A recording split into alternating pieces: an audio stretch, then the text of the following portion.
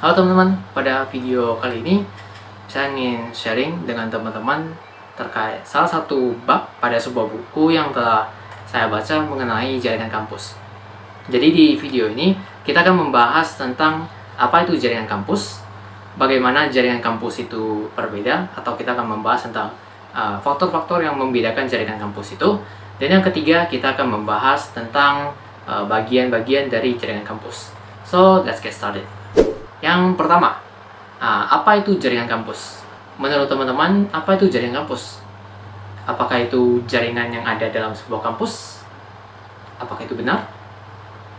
Well, jawaban itu tidak salah, tapi tidak sepenuhnya benar juga. Jadi jaringan kampus itu adalah sebuah jaringan yang mengkoneksikan antara beberapa jaringan lokal atau Local Area Network, LAN. Jadi kalau kita sebut apakah jaringan dalam kampus itu jaringan kampus? Ya, itu benar. Tapi apakah jaringan kampus hanya sebatas itu saja? Jawabannya tidak. Karena masih banyak lagi contoh-contoh yang lain yang termasuk dalam jaringan kampus. Misalnya sebuah perusahaan, atau misalnya kantor pemerintahan, ataupun mall itu juga menerapkan jaringan kampus ini. Bagaimana jaringan kampus itu berbeda? Jadi ada 5 faktor atau 5 poin yang bisa kita pakai untuk membedakan jaringan kampus. Yang pertama itu skala jaringan. Kalau kita menekan kata skala, maka yang akan ada di pikiran kita itu adalah skala kecil, skala sedang, dan skala besar. Nah, hal yang sama terjadi pada jaringan kampus. Kalau kita membedakannya berdasarkan skala, maka kita akan mendapatkan jaringan kampus yang kecil, jaringan kampus yang sedang, dan jaringan kampus yang besar. Nah, penentuannya itu berdasarkan terminal users dan network elements yang ada pada sebuah jaringan kampus tersebut. Kalau misalnya sebuah jaringan kampus itu terdiri lebih sedikit dari 200 terminal users dan lebih sedikit dari 25 network elements, maka dia termasuk jaringan kampus yang kecil. Kalau misalnya terminal usersnya antara 200 sampai 2000 dan network elementsnya sekitar 25 sampai 100, maka dia termasuk dalam jaringan kampus yang sedang. Nah, kalau misalnya terminal usersnya lebih dari 2000 dan network elementsnya lebih dari 100, maka dia termasuk sebuah jaringan kampus yang besar. Yang kedua, itu kita bisa membedakan jaringan kampus itu berdasarkan target service-nya. Kalau berdasarkan target service, maka dia ada 2 jenis. Yang pertama itu jaringan kampus yang terbuka, yang kedua itu jaringan kampus yang tertutup. Kalau terbuka, maka sesuai namanya dia terbuka untuk umum. Jadi jaringan kampus di sini itu bisa kita akses, bisa diakses oleh siapa saja. Nah, sedangkan untuk jaringan kampus yang tertutup, maka jaringannya itu nggak bisa diakses oleh sembarang orang dan hanya diakses oleh beberapa orang tertentu saja. Misalnya dalam sebuah perusahaan, kalau misalnya dia menerapkan jaringan kampus yang tertutup, maka hanya orang-orang yang merupakan karyawan dari perusahaan itu saja yang boleh mengakses jaringannya.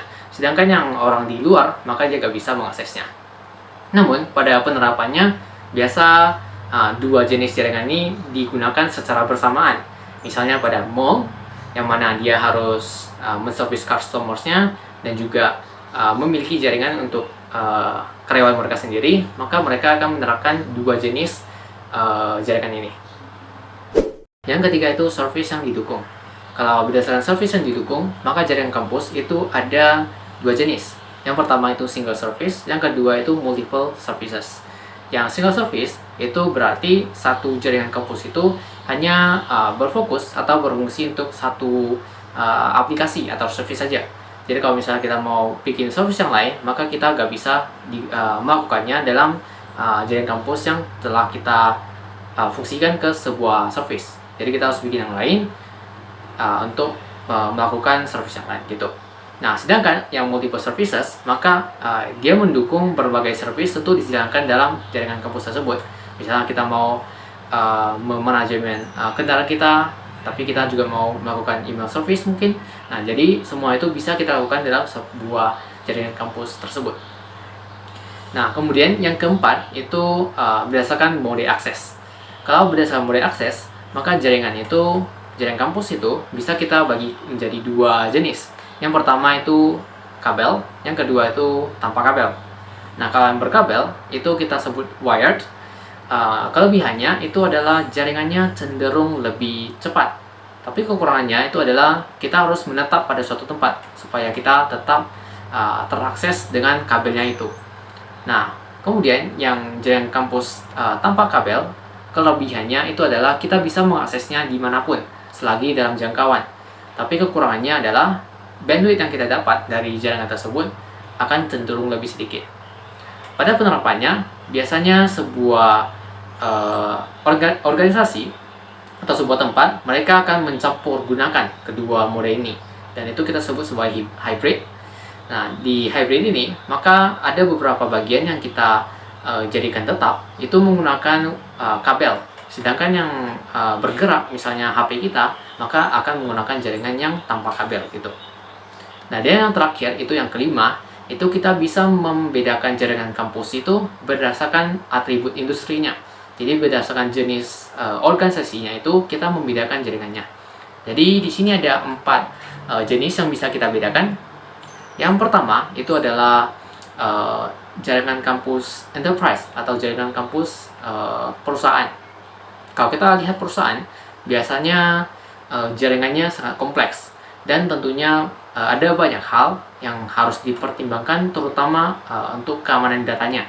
Nah, jadi jaringan kampus di sini dia biasanya lebih tertutup dan biasanya hanya untuk internal mereka saja yang menggunakan jaringan kampus ini. Kemudian yang kedua itu ada jaringan kampus edukasional atau pendidikan. Nah, jenis jaringan kampus ini dia ada berbeda juga. Maksudnya dia berbeda lagi secara jaringan kampusnya itu. Jadi kita harus melihat apakah jaringan kampus itu dia untuk SD atau untuk SMP atau untuk SMA, SMK atau untuk kampus. Jadi kalau misalnya dia untuk SD, SMP, SMA atau SMK, mungkin skalanya bakal lebih sedikit. Karena kalau kita bandingkan dengan kampus, biasanya kampus memiliki mahasiswa sebesar 1.000 untuk mungkin dalam 4 tahun itu mungkin ada 1.000 mahasiswa yang menggunakan jaringan itu. Jadi untuk skalanya dia bakal lebih besar. Nah, kemudian yang ketiga itu ada jaringan kampus pemerintahan. Nah, kalau untuk jaringan kampus pemerintahan, maka tentunya dia akan sangat krusial karena dia berisi tentang data-data dari pemerintahan sebuah negara. Nah, jadi jaringan kampus ini biasanya mereka harus enhance dalam security-nya dan confidentiality-nya. Jadi mereka dalam membuat jaringan kampus ini, dia harus sangat menjaga keamanannya atau security-nya dan menjaga kerahasiaan datanya. Dan yang terakhir itu ada commercial campus network atau jaringan kampus komersial. Nah, ini jaringan kampusnya biasa berada pada mall atau mungkin berada pada hotel dan lain sebagainya yang biasa melibatkan publik. Nah, jaringan kampus pada bagian ini biasanya dia terdiri dari jaringan yang publik atau yang open, terbuka, dan jaringan yang private atau yang tertutup. Jaringan kampus terdiri dari apa saja? Yang pertama itu jaringan data kampus atau campus data network. Nah, jaringan data kampus ini terdiri dari semua perangkat yang kita gunakan untuk komunikasi. Nah, jadi misalnya itu ada switch, kemudian firewall atau router dan lain sebagainya. Nah, itu termasuk dalam bagian ini, jaringan data kampus. Kemudian ada kedua, yaitu akses terminal. Nah, akses terminal itu bisa kita sebut dengan end users, yang mana fungsinya untuk mengakses service yang kita bikin. Nah, pada umumnya biasanya end user ini dia tidak termasuk dalam topologi dari sebuah jaringan. Namun, pada jaringan kampus ini dia termasuk. Nah, alasannya adalah dalam sebuah jaringan kampus itu kita nggak hanya mengontrol untuk jaringan komunikasinya, misalnya switch, router, dan lain sebagainya. Kita tidak hanya mengontrol atau mengkonfigurasi hal-hal seperti itu, tapi kita juga mengontrol dari sisi usersnya atau dari akses terminalnya. Jadi supaya akses terminal itu tidak mengakses sesuatu yang tidak seharusnya mereka akses, maka kita harus menerapkan sebuah kebijakan kepada end user tersebut supaya mereka tidak melanggar kebijakan yang telah ditentukan. Nah, itu yang kedua. Kemudian yang ketiga, itu ada Network Management Platform. Nah, Network Management Platform ini biasanya berisi tentang aplikasi-aplikasi atau software yang digunakan untuk mendapatkan monitoring data atau untuk melakukan monitoring dan untuk melakukan O&M atau Operation and Maintenance.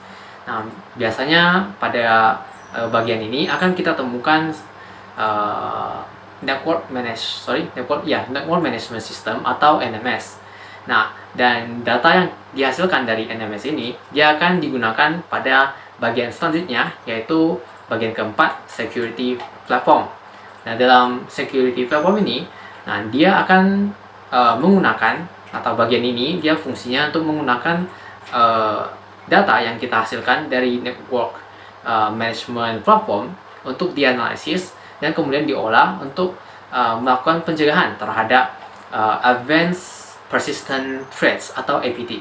Nah, jadi jenis threat atau attacks ini dia itu adalah jenis serangan yang diam-diam sehingga kita susah menemukannya. Namun bisa kita lacak dengan monitoring data. Jadi kalau misalnya ada sebuah data yang keluar, yang terdeteksi keluar dalam jumlah besar, maka itu harus kita waspada, karena kita harus mengecek apakah itu memang dari user kita atau ada program yang mengeksekusinya, supaya kita bisa mengetahui apakah itu berkemungkinan merupakan sebuah serangan. Nah, dan yang kelima itu ada Service Application Platform. Nah, jadi di platform ini atau di bagian ini itu isinya adalah aplikasi atau service-service yang kita deploy dalam sebuah jaringan.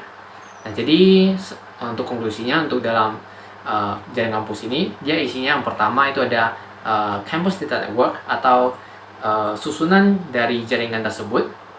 Kemudian yang kedua itu ada akses terminal atau user-user yang menggunakan jaringan tersebut. Yang ketiga itu Network Management Platform atau aplikasi atau software atau perangkat yang akan melakukan monitoring data dari jaringan tersebut.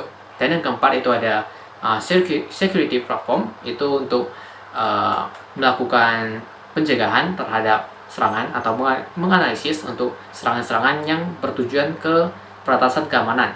Dan yang terakhir itu Service Application Platform, yaitu tempat untuk meletakkan service dan aplikasi kita. Mungkin itu saja yang bisa saya sampaikan dalam video ini. Semoga video ini bermanfaat bagi kita semua. Sekian dan terima kasih.